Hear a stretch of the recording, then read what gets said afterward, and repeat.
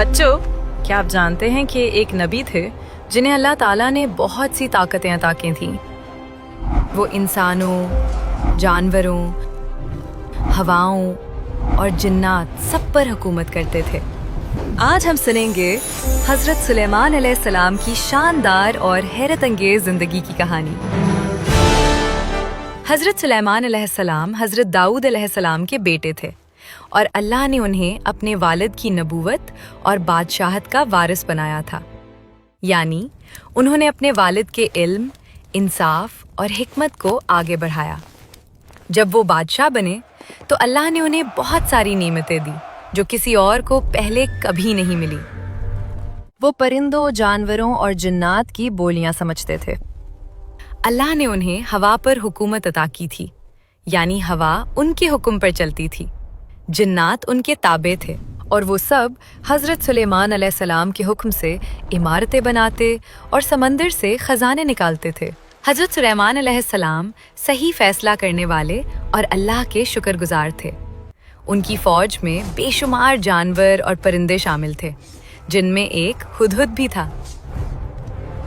حضرت سلیمان علیہ السلام کے پاس ایک دن ہدہد آیا اور اس نے خبر دی کہ ایک علاقے میں ایک قوم ہے جس کی ملکہ کا نام بلقیس ہے، اور یہ قوم سورج کی پوجا کرتی ہے، اللہ کی نہیں۔ یہ سن کر حضرت سلیمان علیہ السلام کو بہت افسوس ہوا کہ لوگ حق سے دور ہیں۔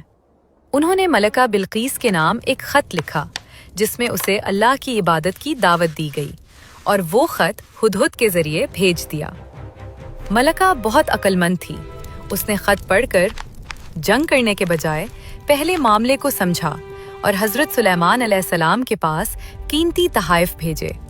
لیکن حضرت سلیمان علیہ السلام نے صاف صاف کہہ دیا، داؤد کے بیٹے کے پاس اللہ کی دی ہوئی نبوت اور بادشاہت ہے، جو تمہارے دیے ہوئے ان تحائف سے کہیں قیمتی ہیں۔ بعد میں جب ملکہ بلقیس خود حضرت سلیمان علیہ السلام کے دربار میں آئیں تو انہوں نے اللہ کے حکم سے ملکہ کا تخت ایک لمحے میں اپنے پاس منگوا لیا، جسے دیکھ کر وہ حیران رہ گئی۔ پھر جب وہ شیشے کے شفاف فرش پر چلی تو اسے پانی سمجھ کر کپڑے سمیٹ لیے۔